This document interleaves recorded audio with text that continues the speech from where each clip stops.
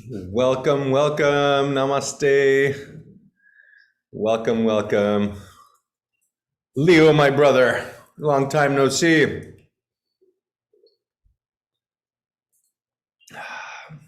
Hey, Rob, my brother, it's good to see you. Yasumana, Manula Mama.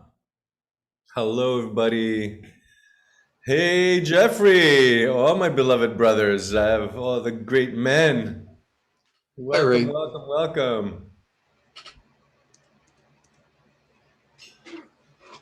Dealing with a heat wave here, Ray. It has Now been, is the moment that I can say I understand how you feel. yeah, I've been dealing with this heat wave for the last 17 months. yeah, yeah. I hear you, man. I have a hard way The to truth, do it. I'm, yeah, I'm the much truth is more. at some point it just gets to be too much.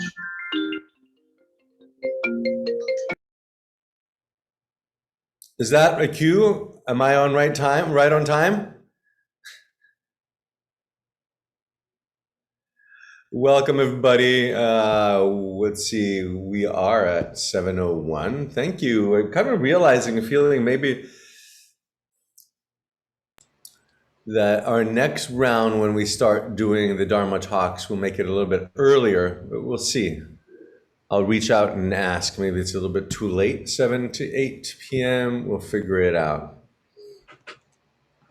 I will invite you to come into a meditation and we can give some time for those who are going to be rolling in, but not to take away from our time of our talk. Let's come into a meditation. And before I do, I want to say, I want to just take a moment and uh, say what we're really talking about. I want to take a moment and say what I mean about meditation because there was so many years that I would show up at a yoga class or a lecture or this or that, and people say we're meditating, and I really didn't know. I just honestly didn't know why. I knew of what it meant, and so I would put my hands on my knees and close my eyes and think about several things.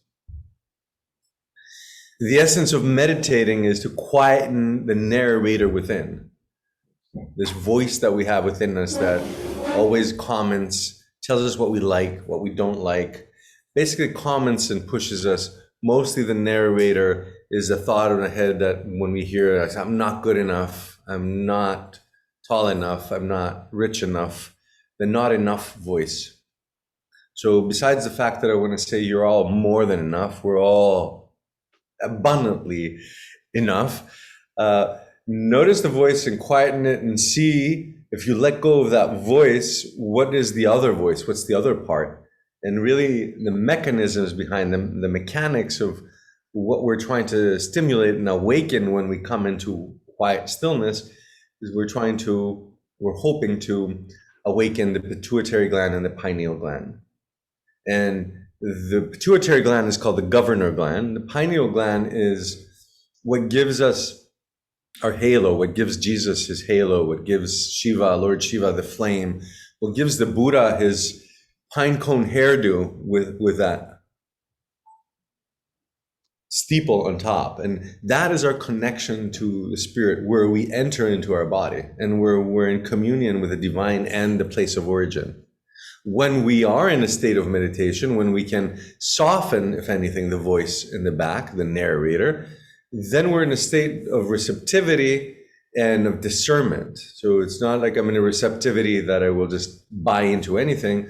I have really clarity and discernment of what is important to me and what I'm receiving. And I'm able to receive this information.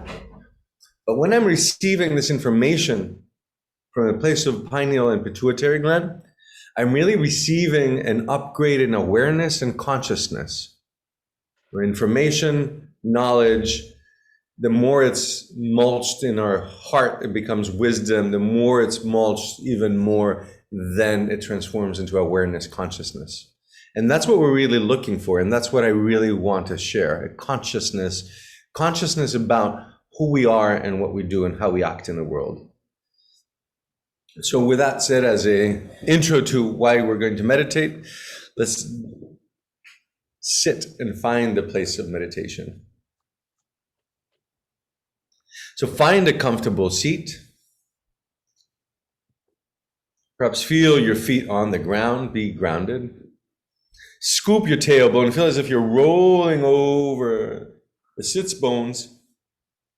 Engaging your navel, lift the rib cage up and away from the pelvic floor. Tuck your chin and lengthen up through the crown of your head. Invite the tip of your tongue to your upper palate and a gentle smile at the edges of your lips and the edges of your eyes. And with your next inhalation, invite your hands to your heart in Anjali Mudra in prayer position. And meditation has so many forms and so many layers. The first layer is right there, closing the eyelids. I'm turning inward. I'm not receiving any external information through my eyes. So just notice as you turn in, what are you feeling? What are you sitting in? What's the echo of the emotion you just had the last 2-3 hours, 2-3 days? Or has it been months or years? Are you living in an emotion that's basically coloring everything? Is there one emotion that's taken over? And there's nothing wrong with that. Emotions are all human, or mammalian, I should say. Just notice.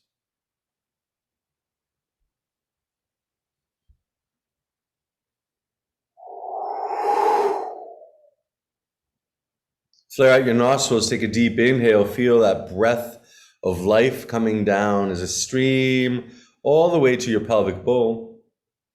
And as you exhale, bow your chin to your heart.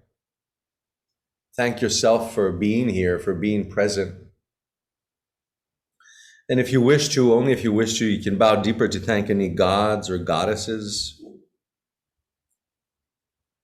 saints, avatars, or angels and archangels, para-animals, any allies that hold you, that lift you.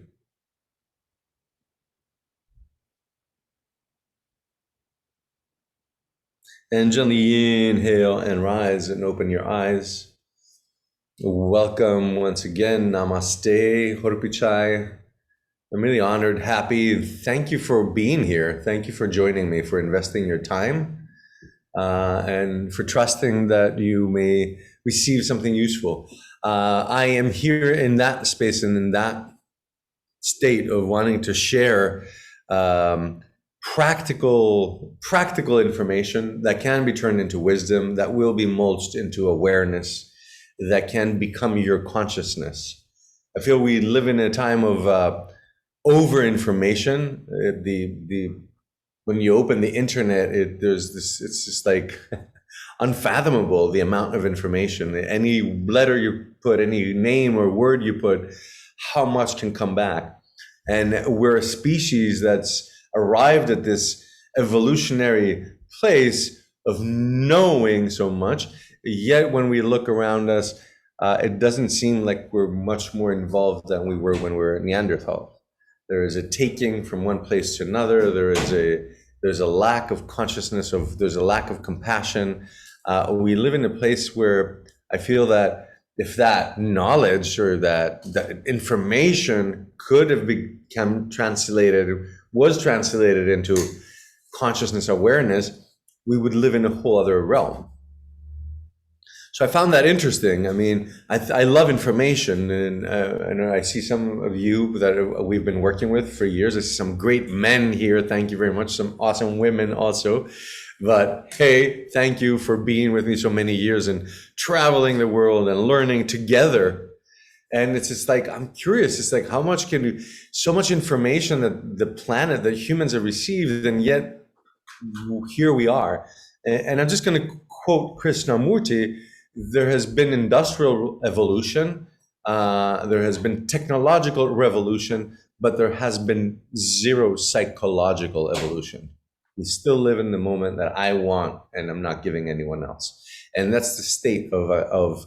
And I'm not being political. I'm being more like an anthropological curiosity study. It's like, how can there be 1% that have everything and 99% that don't? It's just like, it feels like, it does make me smile. There's such a paradox. And it basically, again, it's not at all a political statement. I do not care about politics. Politics are a part of the samsara, of the big sleep. And I think that's what we're really going to look into today, and understand how cultures are created, or where our culture is. And I want to share from my heart what are the gifts of the culture that I've discovered up in the Andes, and why I consider these to be a gift, the Q'ero Nations people, and what historically has happened there, and why they're still having this. So again, culturally, so we're not going to talk about it politically, because again, it's politics and the political issues, or even religion and religious issues, are just a measure of watching a species, or watching rather a culture, and how it's evolved and where it's evolved to. So, Christ was here 2,000 years ago. Buddha was here 1,400 years ago. Allah was here 3,000 years ago. Shiva was here 7,000 years ago. They all talked about love. They all talked about compassion. The great books, so many honored Christ and the Buddha and the Shiva, and then there's dozens of beautiful gods, and they've been honored, and they're revered in different pockets of the planet under the name of different religions. And of course, the beauty of it that I've discovered is, behind every religion, there's also a small sect, the other 1%, which are the mystics, which are the ones that really are studying, that really are taking the words and applying it to shift of consciousness. And within politics, if anything, there's a lack of that consciousness, awareness, and compassion. So I may have, and I see some of you guys that we've had these endless conversations together, and one of the things that I realized when I started traveling in Peru, one of the things that I saw was really interesting. I went in Cusco, there's this really huge cathedral in Plaza de Armas, right? It's the cathedral in front of the main square of guns and armor. Awesome. Let's bless all the guns and armor. But that was just a parenthesis. But when I walked into this cathedral, because I love all temples, and I feel the reverence, and I feel the quietness, and it allows my pineal gland to expand, my pituitary to awaken. There was this very big door. It's at least 20 feet high and 12, 14 feet wide, a double that opens like this. And there's this huge stone. I want to say it's like this big, but about 2.5 feet in diameter. And that stone, that round stone, was what they used, because it was round, it was spherical. They would just roll it over and put it behind the door, so they keep the doors open so they don't slam. And eventually, when I went there, I had gone there 2 or 3 times. At some point, I went with one of my teachers, Don Manuel Portugal Aponi, a sorcerer, healer, a curandero. And he said, "Do you see this?" I said, "Yeah." He said, "You know what this is?" I said, "It's a big stone that they use to hold the door." He says, "Yeah, kind of, isn't it funny?" I said, "What's funny about it?" He said, "Well, if you look at the floor," and I looked at the floor, "you'll realize that all this floor is Inca. And this was a huge Inca temple. And they tore down the Inca temple and they built the cathedral. In the Inca temple, they had these big stones, like Stonehenge, like stones have been, since ancient times, recognized and revered by the shamans, of understanding that it's the essential element of what we're built of. We have the whole same nature, take a big stone, add 72% water, give a little breath of God, and here we are. So he explained to me, and it was really funny, because the Cuyas, all of those of you who are mesa carriers, who have done the Jaguar path, and you have your mesa, your temple, and the stones. In every big temple, they had huge stones because they represent big Cuyas. So the kuyas are the what I call, and you those of you who've been with me know, is I call them the Wi-Fi for the divine energy to come in. It's the essence of why the temple is built. So I find it really funny that they tore down the temple, but they really didn't take out the divine. And the mesa, the big kuya, is like still there. I love this about Peru. I love all religions. And I love this about Peru, that in most crucifix that you'll see Christ, the symbol, and Christ hanging, he's wearing a little, instead of a white thing around him, he's wearing a red mesa cloth. So there is this marriage of two cultures. I'm not going to say two religions, because it's really clear that shamanism is not a religion. We can put it under the name of paganism, but I don't know that even if in our language or our understanding of the word paganism, if it really applies. The two cultures, let's say, and they're both looking at the divine. When I was diagnosed with cancer, it came really out of the blue, and and the more I live and the more I work with clients and help people through these difficult circumstances, I've realized that that's how it always is. It's like you're living your life, and then all of a sudden someone tells you, "Oh, well, you have this or that," and for me it was 90 days. You have cancer; it's spread everywhere. You got 90 days tops.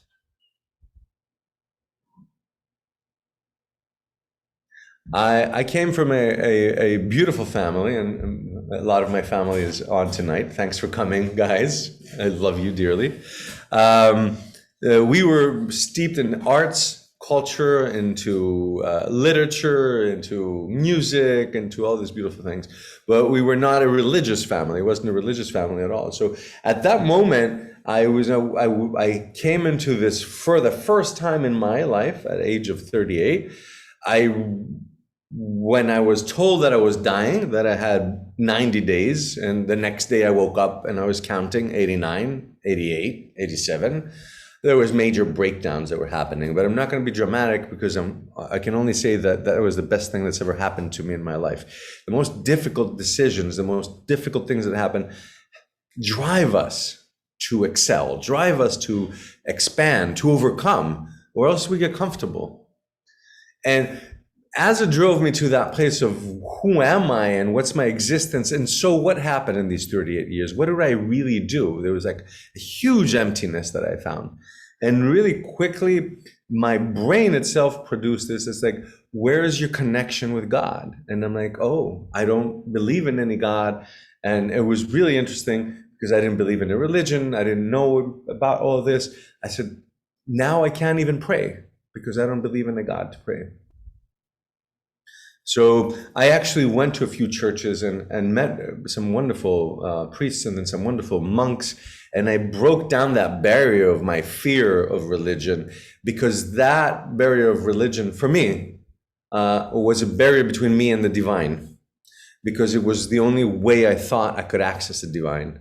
And I met some really interesting people. Actually, one of the priests that I met not too far from my home in Athens was actually an MIT graduate, a PhD MIT graduate. So he was a tremendously brilliant guy, and he really helped me untangle my brain around it. And he really allowed me to introduce myself to allow myself to pray without worrying about religion or worrying about the church or the power of the church or any of that. He gave me permission. He said, who do you want to pray to? It doesn't matter if you do it in church, if you do it at the top of a mountain. Who do you want to pray to? And St. Francis was the one that I realized was already with me, and Christ. So when I went to Peru and I saw this beautiful cathedral, I was touched by the cathedral, but then the whole story was really interesting. It's like, because who brought that church and who tore down the temple were the conquistadors. And they were driven by the Spaniards. The conquistadors are coming in. So here you have this amazing, there's a lot to be said about the Incas. I don't think they had the perfect civilization. It was a really hard, tough civilization. The rulers, the kings were really tough.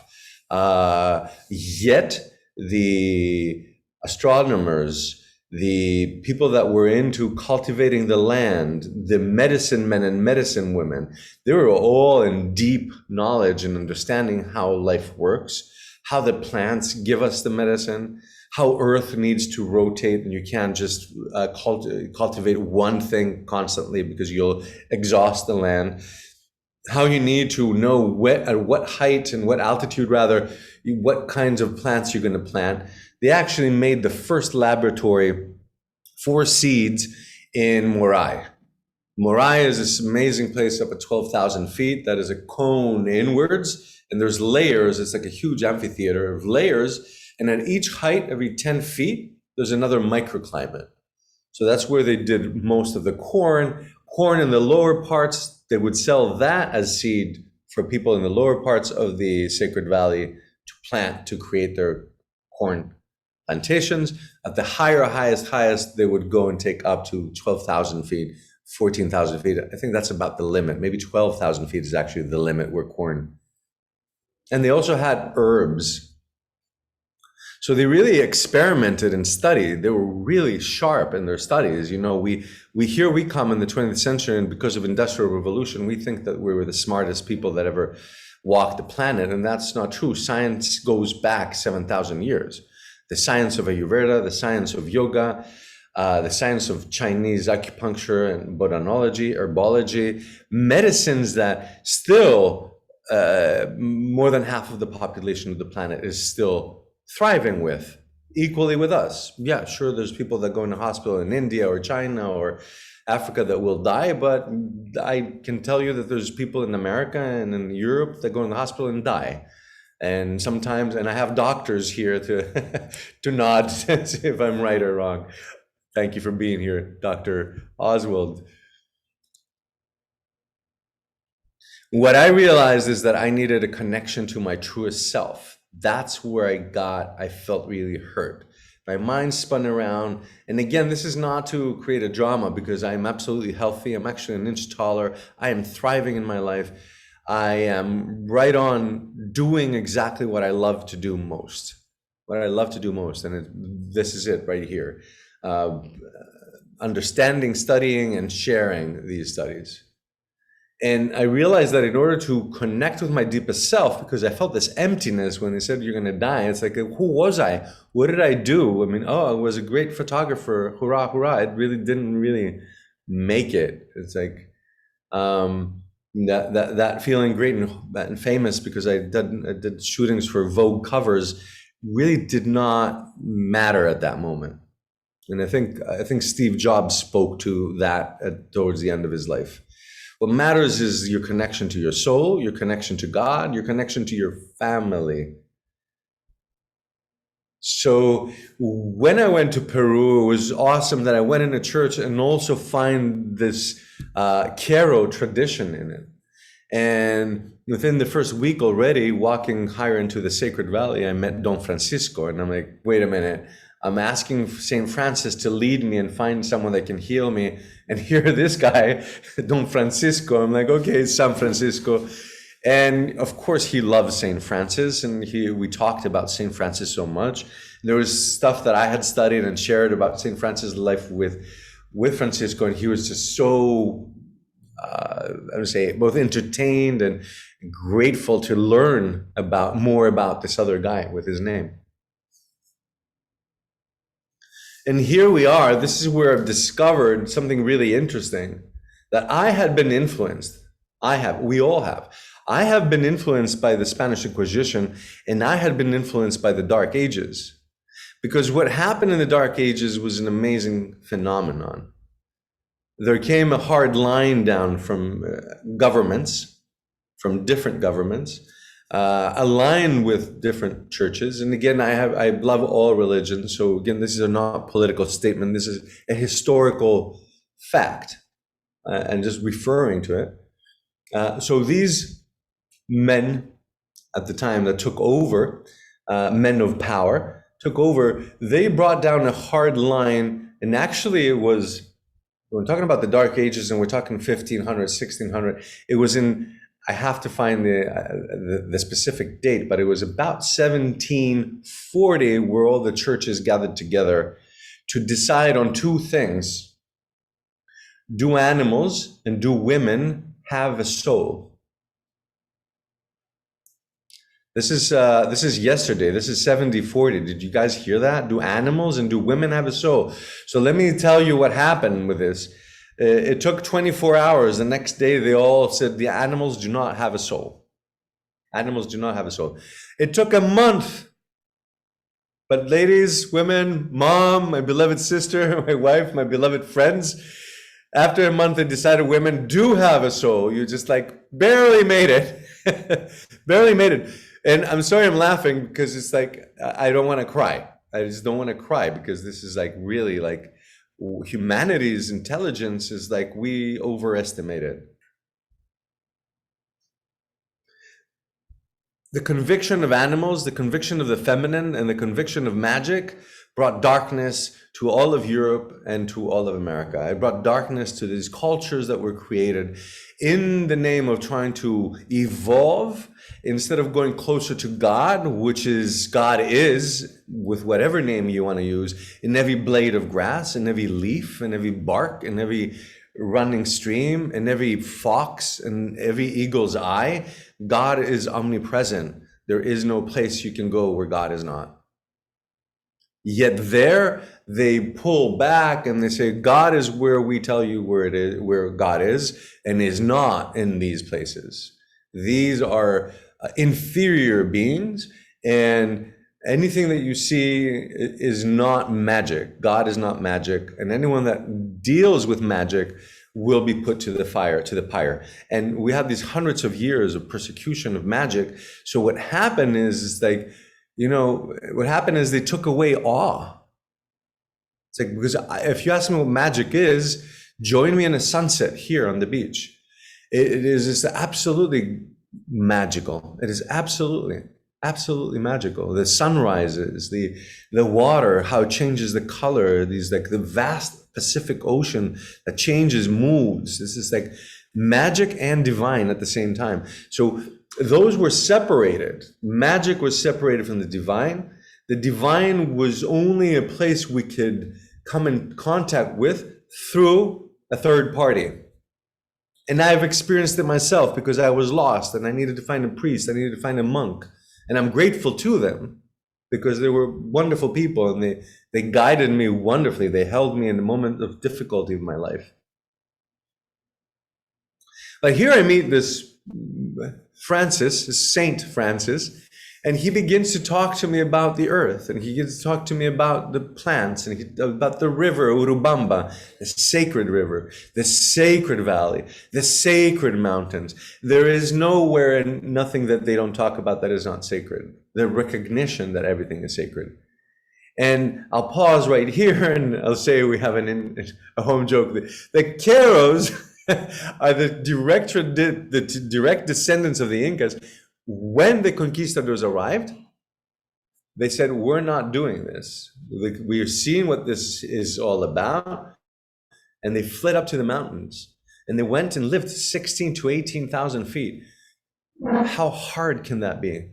To live at 16 to 18,000 feet. Only potatoes grow. And only llamas can survive. So they've survived for 500 years on potatoes, llamas, and vicuña and alpaca. These are all the same family, basically, of animals. They survived on the water from the glaciers. They survived from the very few herbs as medicine, as the medicine cabinet and their pharmacy to help themselves. They survived because they had a cause. And this is something I've seen with people. Like I had my cancer, and people that are working with diseases that are incurable. When we have a mission, we immediately increase our chances by 50%. When we connect with the divine, we increase our chances another 50%. When we have people that help us and are giving us, are holding our hand, and we're receiving love, we're receiving affection, we increase our chances another 50%. So your 90% now is down to 10%. I'm grateful to the Keros, and you'll know now it's my mission to share the Kero Nation's people's culture, tradition, ceremonies, and way of being with the entire world. I loved photography, but I never knew even to the word mission. I thought mission was only for soldiers going on a mission or secret agents. Now it's my mission and it's my Dharma, and I walk with it and I share it, and this is what I breathe, this is what I wake up to, this is what I sleep to. And again, I see 3 or 4 of you that are here, that 5 of you that are here that have been with me next to me for years watching me. I will continue to do this, and that is a major reason this summer we're doing the Shamans. I'm totally inspired. The Shamans, the Andean Shamans Summit, to bring them, since I can't bring them to the United States, to bring them online to share and have these people, these men and women talk. Because the heart and the essence to kind of like put these pieces together for you is that these people didn't have to go what we went through. The first thing they honor is the feminine. The first thing they honor, they wake up. I wake up with Saint Francisco, with Don Sebastian, who many of you have met, and they kiss the earth. I'm like, it's dirty. And they look at me, it's like, what's wrong with you? This is what you're made of. The only dirt that exists in cities. The earth itself is never dirty. It's soil, it's beautiful. It has beautiful elements to it. So as they hid in the mountains, they kept this treasure alive. They kept this treasure that wasn't changed. They kept this language. Our language has changed. Our language is defined by the fear we had. You know, here the word witch. Word witch, I still feel it's a negative connotation. Yet it's not. Originally, it was not a negative connotation. The word witch means someone that knows how to heal by moving energy. But now you hear witch and you think of that woman with a big nose and the fuzzy hair that's like doing black magic. And that's not the truth. Now in Mexico, we call brujos and brujas. They are medicine men and medicine women. So the beauty of it, to come to the beauty of this, is that discovering these people, not only now did I start learning things that I didn't know, but first of all, I will repeat, for those of you who have heard it again, thanks for hearing it again. When I said, please heal me, I'm dying, they said, we can't heal you, but we can train you to become a shaman and you can heal yourself. Yet another trick up the trickster's sleeve, the wonderful, sweet shamans. The essence is that what they trained me in is to connect with my true essence, with my heart. They rewired my brain because it was all up here, and they basically shut down a lot of that and brought all the attention down here, and I started feeling who I truly was. And then they started connecting me. We went to these caves, we went to these big trees, we went to this is where God lives. We went to this river, Madre de Dios, to bathe in the river that's called the Mother of God, to bathe and drink of the water to take away the cancer. We went to these caves to stay in darkness for a few days to like allow for the healing to be taken to the underworld so I can emerge new with light. To the trees, so I can be there with the tree, so I can feel the energy flowing through my veins like the tree lifting that water from the roots all the way up to 150 feet of the canopy. They allowed me to have a connection with the divine and feel and bathe in affection. The wave, you've seen photographs of that Francisco holds me. The way I'll share when we're in the bus, when we take the groups every year for 15 years, when we're in the bus, Don Francisco's holding my hand in the bus. It's just like the first years I was like, okay, this is weird. And now I love it because this guy is my best friend. This guy is just like my best friend ever. It's just like, and they come with this clarity, with this innocence, and with clarity, innocence and clarity, innocence from what is not clear and clean, and clarity to so that we directly live on the earth, and the earth has abundant gifts constantly to offer us. As we moved away from that culture of understanding that if I plant something, I'll eat, if I put in some medicinal herbs, I'll have medicine. As we moved away and the pharmaceuticals companies started taking the medicinal plants and then putting them in labs and shifting and changing them, etc. As we moved away from that, we started becoming a little bit more poor because we started feeling insecure. We was like, maybe I'm not connected with God, you know? Maybe my greatest thing I could attest to from my self-confidence was that I was a famous photographer in a little tiny country. And that was the only thing I had to hold on to. It's like, which is like confidence for the ego, right? Or for anyone that cared about damn Vogue or whatever magazine. I'm grateful to that career. There's 20 years of my life, but what I realize now is my self-confidence arises from my heart. My self-confidence arises that I am confident in knowing that I am connected with the divine. That's my confidence. I can be in front of a man that is a better yoga teacher, a man that is a stronger shaman, a man that is more ahead of me, and I can learn, and I can be happy to be next to people that are better than me, smarter than me. I won't lose my confidence. I'll be happy and ecstatic. That's how I am every time I'm talking with Wilbert. I am listening. I'm like a student, say, tell me more, right? The other confidence comes from antagonism. It's like, oh, I gotta be better. I gotta be this or be that.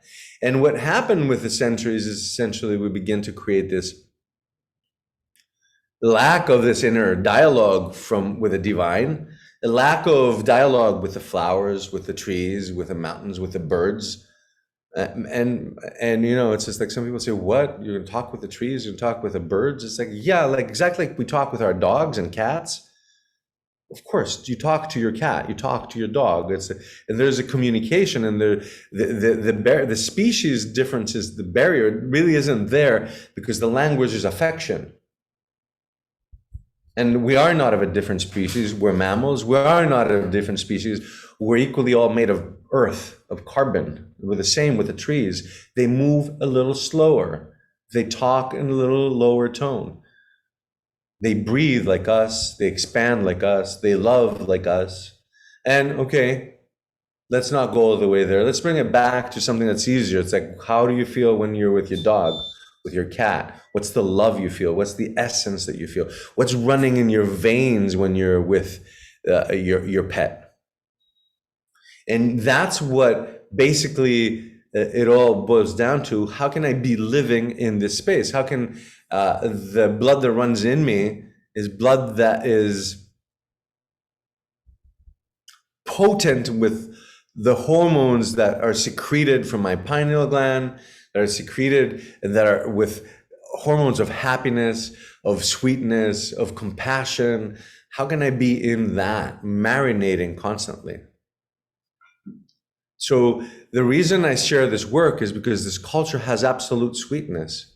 Absolute sweetness. They are the sweetest people I've ever met in my entire life.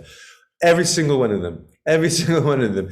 Because they didn't know how else to be. Because they were up in the mountain and it would get dark and it would get pitch dark and it would be 20 degrees below zero. And you could not go out because you would die. People would die. And the rest were huddling in, we're holding each other, and that sweetness and that 7 people piled up in a bed and the whole family under the alpaca and some of the animals to bring in the heat in the hut is what kept them alive. Affection kept them alive. Not being inhibited. It's like, whoa, don't sit so close to me. That's weird. It's like, that's alienation, that we don't feel comfortable to sit next to people because it might be something. It's like, give me my dog, give me my cat, bring my son on top and my wife, my mom, come over here. Let's all like do this pile up of affection and love.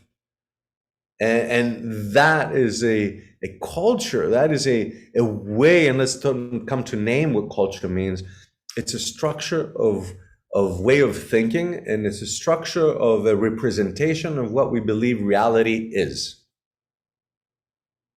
So if you go to India, people will say the reality is this. You go to Turkey, the reality is this. Peru, America, it's totally a different reality. Believe me, I've traveled in many places in the world, very different. Some of them are difficult for me to understand. Some of them are repulsive. Some of them are this or that. They're just different. And as I've traveled, I started expanding and I started saying, well, that's interesting. That's interesting. That's interesting. But it's what's interesting is to watch at the end is like how we limit ourselves to one belief, and then what are the things that comes in here that is really interesting and that the Caros haven't lost because they're so close to the animals, because they depended, their life depended on the animals. They could read the weather watching the condors fly. They would plant depending on what the hummingbirds do. They know where to track and how to track because they've learned from the jaguars and the pumas. They know that we can change and let go of our past because they've watched serpents do that.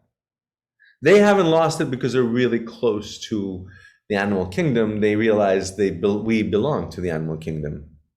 We might be one of the weaker species. We don't have any fur to protect ourselves. We don't have teeth.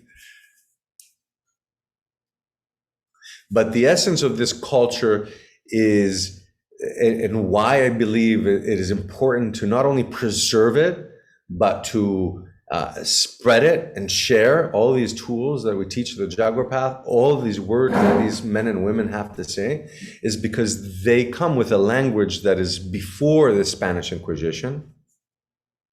They have not been scared. The language hasn't been scared to change words, to eliminate words, to have fear behind some words. And this language is potent with love, affection, and understanding. One of the biggest things, I almost cried. Again, I don't know, I've heard this like for 16 years now. Wilbert said, we have to understand that this earth doesn't belong to us. We belong to this earth.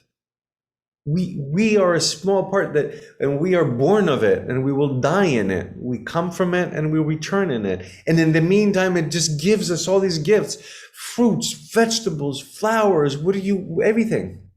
Emotions, sensations, sunsets, rivers, oceans to sail, waterfalls to jump off, joy. It's just like, it's so much richness. And yet, because we are disconnected, we live in lack. I said it was about the third or fourth year I was there with a friend that I made that lived there, an American woman that lived there in a village of Pisac. And I still feel that I couldn't live in Peru. I love spending a lot of time there, and every year I've been there for all this last 16 years. So I've put in time in all these years, but chunks at a time, and really focused with the shamans. But I said, we were passing by this place, and there was just like, you could tell these people didn't have food. And I said, my God, there's just so much poverty here. And she just looked around me and she says, you don't know what you're seeing. And I said, excuse me? She said, this is abundance. This is abundance. You don't know what you're seeing. And it took me a while to understand it. I'll be honest. It took me a while. It took me another year or 2 years. Because what we have in the Western world is not abundance, is lack. Is lack. That I want to, that is we live in lack, and the lack is because of the absence of God within. So we're trying to fill it up with all these things that we've created. And the other thing that I realized living here again in a third world country this last year and a half, and which I love, it took a while to get used to not having a supermarket, as the supermarkets here are like, so it's really funny what the difference is. It was really quick for me to understand that what we don't have in the United States in these supermarkets, or used to have, or what that reality is, that's not abundance. It's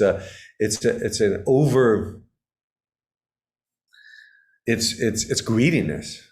It's greediness. It's greediness for all those people that sell all those tomato sauces. Greediness is all those pastas, all those. It's like because you come here and there's about 4 cans of tomato sauce and they're spread out to fill the shelf, and you have the abundance to go and get some tomato sauce. Let alone you have the abundance to go to the field and pick up all these tomatoes that are the old seed, and you cut the tomato and the whole house smells. We all forgot how that is. We don't have that anymore. Because of greediness, they're going to make a tomato that is going to be this or that, and now it's not a tomato anymore. This is good for advertisement. As a photographer, I can tell you, they're awesome. These, like, what do you call, genetically modified tomatoes, because they're photogenic. In 1989, when we bring a tomato in the studio, you had to shoot really quick, because under the lights, it would go, and like in 10 minutes, it was awful. Yet you'd make sauce of it and it would be beautiful. So we've confused greediness with abundance, abundance with greediness. And what happens with that, in the sense of this overconsumption and here's this, and if you don't have enough here, we'll bring everything from China. Again, none of these statements are political at all. This is a phenomenon, is a species phenomenon. And then if this is not enough, we'll bring you some stuff from Thailand and from this. And if you don't have oranges, we'll bring them from Mexico. You don't have enough cows, we'll take all of Oklahoma and Kansas, and there will be 20, 50 million cows living there. It reminds me of a line out of the movie Avatar, where Sigourney Weaver gets the guy and says, let's see how we can cure this insanity of yours, Jake Scully. So I don't want to get passionate, but I'm Greek. And I'm passionate because I'm just feeling these realizations, and I'm passionate because I care. So let's not weigh it on the negativity of it, or whatever might feel negative, but let's feel it as a realization that we really need much, much less to live with and buy. And I'll be the first one. I mean, I had 2 cars and 4 motorcycles, and there could be greediness all the way through my garage. This is like overconsumption, really. So this is not on anyone, it's on us and how we all think.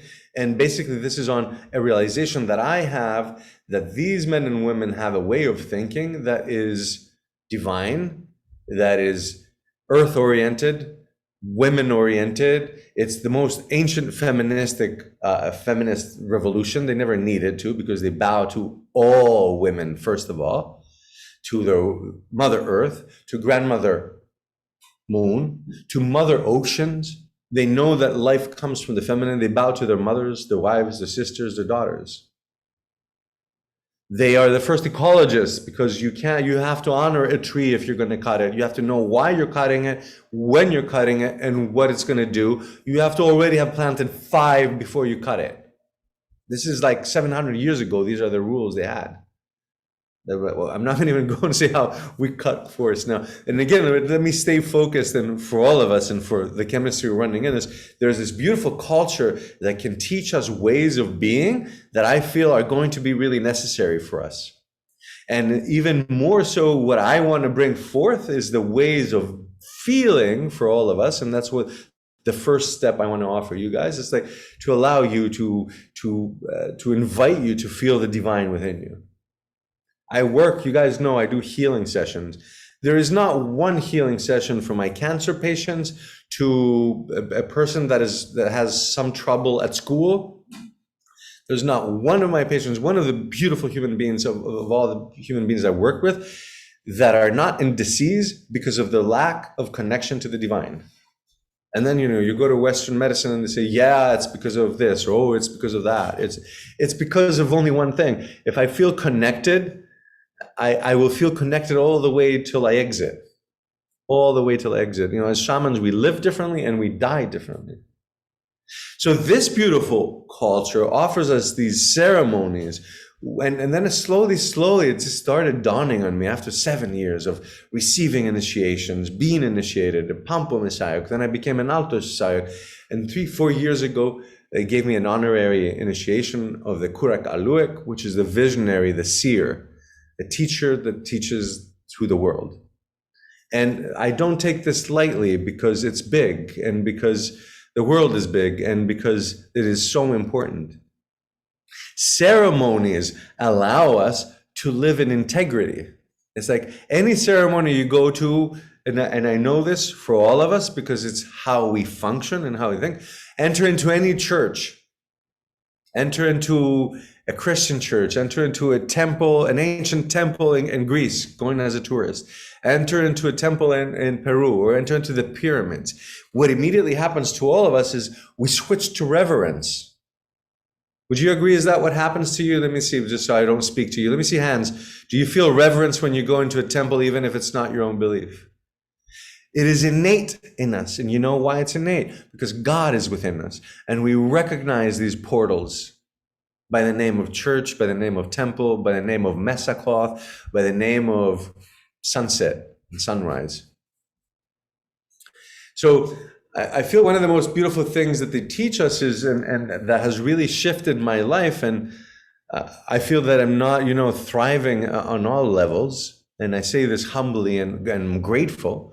But I feel the reason that I'm thriving, and let me say something as a parenthesis, hoping not to get not too personal, but we got stuck here. And then a few months later, just a few months ago in January, we realized we can't hold our house. We have to lose it. We have to give it back to the bank. We have to just let go of the cars, let go of everything.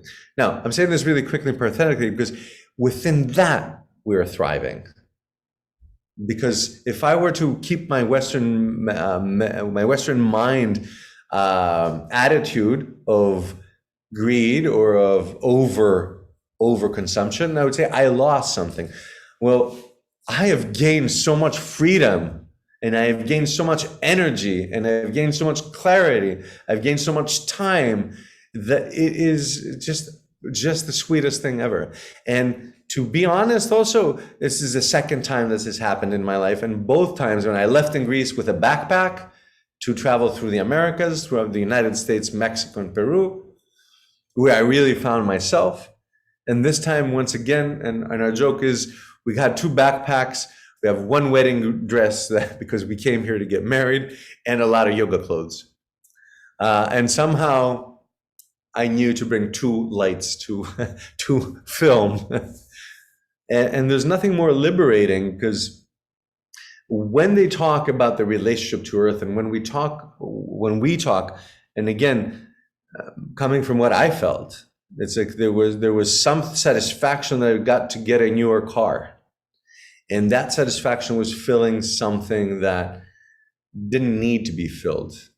Now that satisfaction is replaced with the satisfaction of walking through the paths, of diving into the water.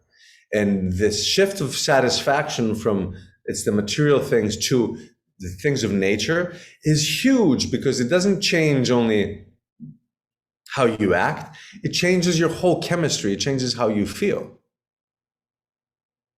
And at this moment also, the richness that we have arrived, this is like, we really are so rich, because we don't owe anyone anything. The mortgage isn't running over us, the payments. And also at the same time, the richness comes in, so it's like, I have nothing to lose. Every day I gain. Every day I gain. Every day I wake up and there's something that is just an extra gift, and something that's an extra gift. So I will be sharing more with the Keros at this summit on July 12th to 16th, and I hope you can make it. And if you can't afford it, send me an email, let me know. I want people to be there. I want everyone to be able to be there.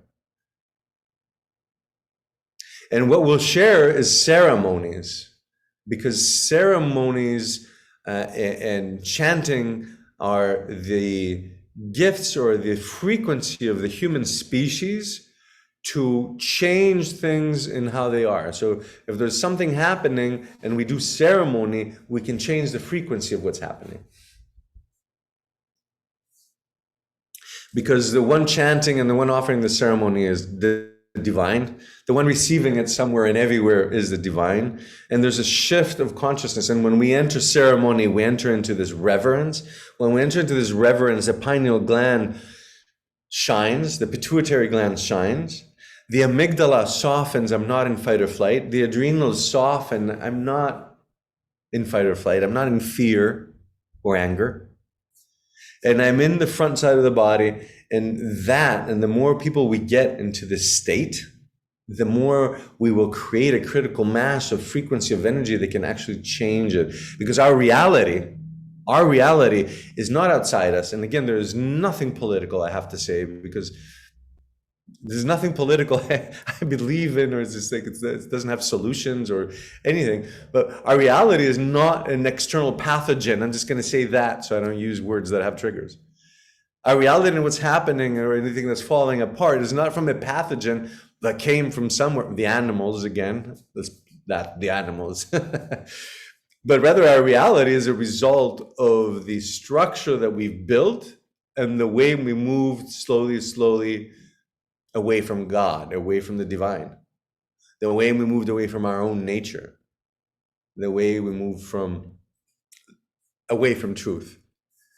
So I'm going to invoke for all of us to awaken the serpent, and may the serpent be with us so we can shed our skin. For each and every one of you, may you feel the serpent teaching so you can let go. And if there's something that's holding you back, write it on a piece of paper and burn it in a fire. And if you can't make a big fire in your backyard, get a candle, put it in the sink, burn the small piece of paper, burn it and watch it burn. The mind sees this old problem burning. It shifts the way it thinks. It shifts in your pathways. May we all walk with the jaguar. The jaguar is on the top of the food chain. It is the most stealthy animal and the most absolute hunter that exists. A jaguar is never hungry. A jaguar is always rested. A jaguar finds the ways, has all this beautiful sensitivity in his paws, and has amazing strength in its claws. May we have it as human beings. May we know when to bring our sensitivity forward every time we listen to a human being. And may we have claws and strength when we have to go through something, when we have to work with something, when we have to help others. May the hummingbird be with you. May it be with all of us, because the hummingbird has learned that there's a lot of nectar to be taken. Yes, there's places that there is no sweetness. Yes, there's places that won't provide that sugar. But guess what? We can all find it. Hummingbirds will travel 2,500 miles across the Gulf of Mexico, and they know exactly where they're going in the Yucatan Peninsula. They know exactly what flowers they're going to be drinking from. They know these flowers personally because they've created a personal relationship for years. So may we feel that sweetness within us. May we have personal relationship with flowers and with beauty of nature. And may the condor be with you. May the condor be with all of us. May we allow ourselves to see the superiority of the condor over the human that cannot fly. And may we rise above, and for each and every one of you, and for me constantly, may it be a reminder that if you're feeling emotionally entangled in something and your heart is hurting and you're feeling sad or you're feeling angry, no matter what it is you're feeling, breathe, breathe, breathe. Move to the front room, come to the heart and prefrontal cortex through meditating. Don't allow those thoughts to become, what's the word? Emones. What's the word? It's don't allow the thought to be just something you're stuck in and you're going in this hamster wheel of one emotion. Say, excuse me, dear anger. Excuse me, dear sadness. Excuse me, dear frustration. 1 minute, I'll be right back. We're allowed to do this, and then step in and rise above to your condor and see the greater picture and see, what can you change? Why are you in this situation? What's happening? There's no judgment. There's discernment from above. Judgment is always when we're in it and stuck in it. And so then there's a bad guy and a good guy. Then it's us and everyone that's wronged us. And that's not the state we want to shift out of. That's a Western paradigm that we need to let go of. And I hope that, and I wish you the condor to be with you, to rise above, and the eagle. So in the summit, I will invite obsessions. Thank you. I got a dictionary here. When we become obsessive with thoughts, and if I were here with my buddies from the Chinese medicine school, they'd say that's spleen energy that's not functioning well. So we need to go and find some herbs to soften our spleen so those emotions can, because I was angry for 10 years. I thought I was angry because I was really right. It wasn't because I was right. It was because I was just not letting it go. It was living in the past. And then I would ask 10 friends and they were like, you're right. So all my friends allowed me to stay in this until I developed cancer because of all this stress inside my body. So I'll bring it home and close tonight and say that I will ask the elders in the summit to share the Inca prophecy, which was that there will be a day that the condor will fly with the eagle. And I believe and I feel that we are part of this prophecy, where the condor medicine of the South, of the Incas, and the eagle medicine of the American Indians that lived in the Americas for centuries before white man came, that now they're spiraling together. So we're bringing these two medicines together, and it is time that we're awakening, all of us together, our love for nature, our compassion for ourselves, and our understanding and forgiveness for others.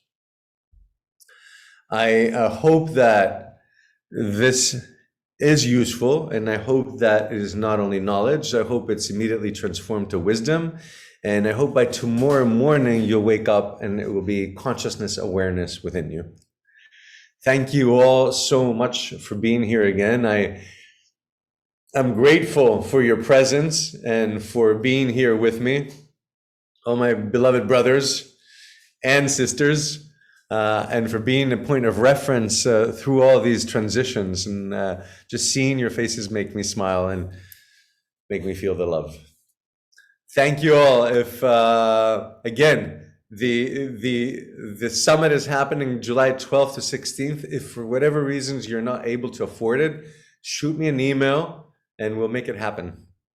Thank you all so much. Namaste. And as the elders say, maybe please, I'm going to invite you to unmute yourself. This is a tradition that was set forth by my beloved brother Leo Ryan, who said, Ray, it's chaotic every time everyone says Horpichai. I love the chaos of everyone's voices. So, Horpichai. Horpichai. Horpichai, Horpichai. Thank you all so much.